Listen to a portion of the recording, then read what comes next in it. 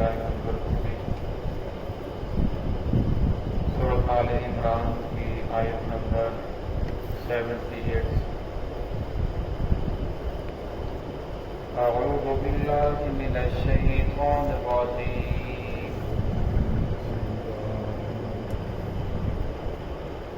بسم اللہ الرحمن الرحیم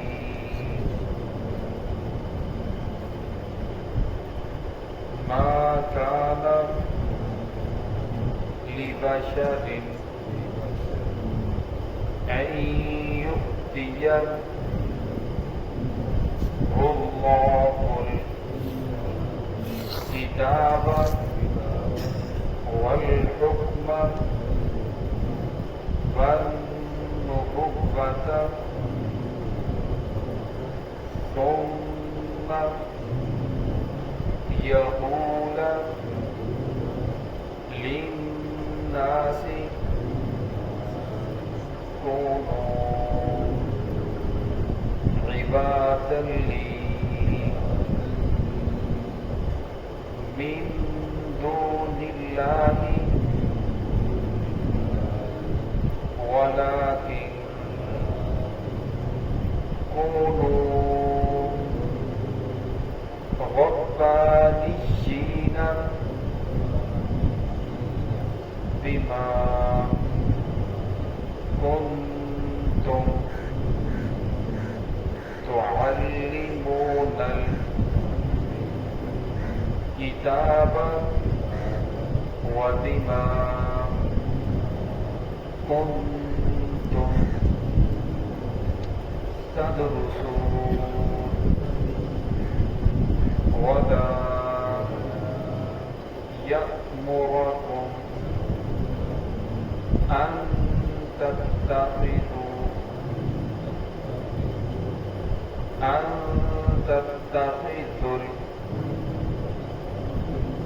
الملائكة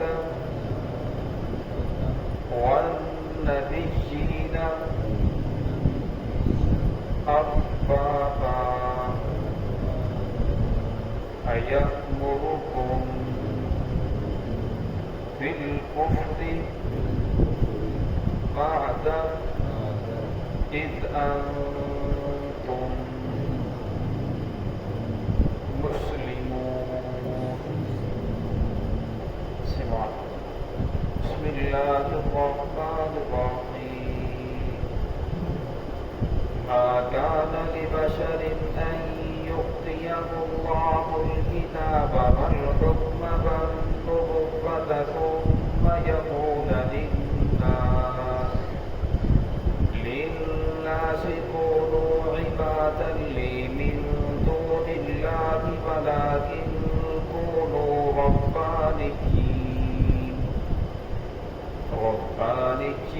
بما كنتم تعلمون الكتاب وبما كنتم تدرسون ولا يأمركم أن تتخذوا الملائكة والنبيين أربابا أيأمركم بالكفر بعد إذ أنتم مسلمون ما كان لبشر کسی بشر کے لیے یہ بات جائز نہیں ہے ان یؤتیہ اللہ الکتاب یہ کہ اللہ رب العزت نے اسے کتاب عطا فرمائی ہو والحکم اور حکم بھی دیا ہو والنبوۃ اور نبوت بھی عطا فرمائی ہو ثم یقول للناس پھر وہ کہے لوگوں کو کونوا عبادا لی ہو جاؤ میرے بندے من دون اللہ اللہ رب العزت کو چھوڑ کر ولکن کونوا ربانیین لیکن انبیاء تو یہی کہتے ہیں کونوا ربانیین ہو جاؤ رب والے اللہ والے بن جاؤ بما کنتم تعلمون الکتاب حالانکہ تم کتاب پڑھتے ہو اور بما کنتم تدرسون اور کتاب کا علم جانتے بھی ہو اسے پڑھتے بھی ہو ولا یأمرکم ان تتخذوا الملائکۃ اور نہ وہ تمہیں حکم کرتے ہیں ان تتخذوا الملائکۃ یہ کہ تم فرشتوں کو معبود بنا لو والنبیین اور اسی طرح نبیوں کو اربابا نبیوں کو خدا بنا لو ایامرکم بالکفر کیا وہ تمہیں حکم کرتے ہیں کفر کا بعد اذ انتم مسلمون، بعد اس کے کہ تم مسلمان ہو چکے ہو؟ اس آیت کا شان نزول یہ ہے، جس وقت مکہ فتح ہوا تو نجران کے جو بڑے بڑے علماء تھے، عیسائیوں کے جو بڑے بڑے علماء تھے، اور اسی طرح عیسائی عظام جو مالدار لوگ تھے، تو رسول اللہ صلی اللہ علیہ وسلم کی خدمت میں حاضر ہوئے۔ 60 حضرات کا یہ قافلہ آپ صلی اللہ علیہ وسلم کے پاس پہنچا۔ انہوں نے مختلف سوالات کیے جس کی تفصیل پہلے آپ کے سامنے آ چکی ہے۔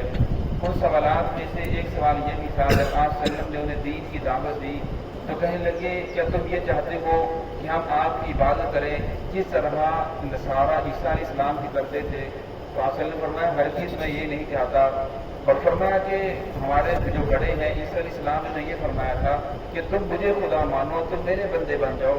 تو اللہ رب العزت نے پھر ان کی اس بات کی تردید کے اندر یہ آیت نازل فرمائی، فَمَا كَانَ لِبَشَرٍ، کسی بشر کے لیے أَن يُؤْتِيَهُ اللَّهُ الْكِتَابَ، یہ بات جائز نہیں ہے جس کو اللہ رب العزت نے کتاب عطا فرمائی ہو، اس سے باقی تمام بشر نکل گئے، صرف وہی ہیں جو انبیاء کرام ہیں کہ جن پر اللہ رب العزت نے کتابیں نازل فرمائی۔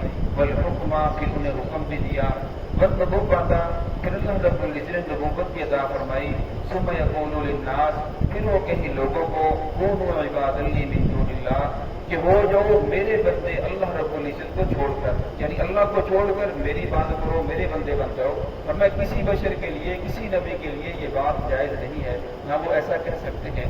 اس آیت کے تحت مفسرین کرام اور اسی طرح فقہاء عظام یہ لکھتے ہیں کہ اپنا نام یا اپنے بچوں کا نام عبد رسول، عبد مصطفیٰ ایسا نام رکھنا جس کے اندر اپنے آپ کو نبی کا بندہ کہا جائے، یہ بات جائز نہیں ہے۔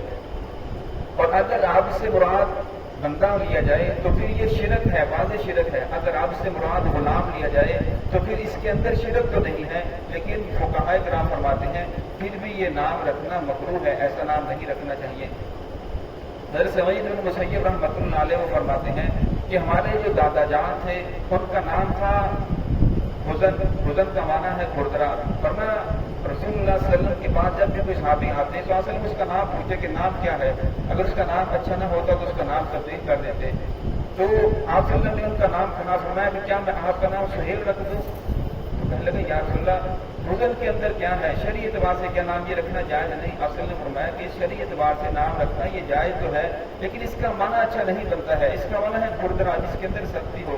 تو کہنے لگے کہ نہیں، بلکہ میں اپنا چینج نہیں کروں گا، اس لیے کہ یہ میرے ماں باپ نے انہوں نے میرا نام رکھا ہے، اس لیے میرا نام یہی رہنے دے۔ تو آپ صلی اللہ علیہ وسلم نے ان کا نام یہی رہنے دیا۔ صغیر یہ تابعی ہے، مسیب یہ صحابی ہیں، ان کے دادا بھی صحابی تھے۔ وہ فرماتے ہیں کہ تیسری نسل چل رہی ہے اور آج بھی جو سختی ہمارے اندر ہے وہ ہمارے دادا کے نام کی وجہ سے ہے۔ تو اس لیے جب بھی اپنے بچوں کا نام رکھنا چاہیے، دیکھنا چاہیے کہ نام کا معنی کیا بنتا ہے۔ تو نام کا شخصیت کا انسان کے اوپر اثر پڑتا ہے، اس کی شخصیت کے اوپر نام کا اثر پڑتا ہے۔ آپ صلی اللہ علیہ وسلم کے پاس ایک صحابی آئے، وہ کلمہ پڑھا، مسلمان ہو گئے۔ فرمایا تیرا نام کیا ہے؟ فرمایا میرا نام سالی۔ فرمایا تیرے کتے کا نام کیا ہے؟ کہنے لگا کہ میرے کتے کا نام راشد ہے۔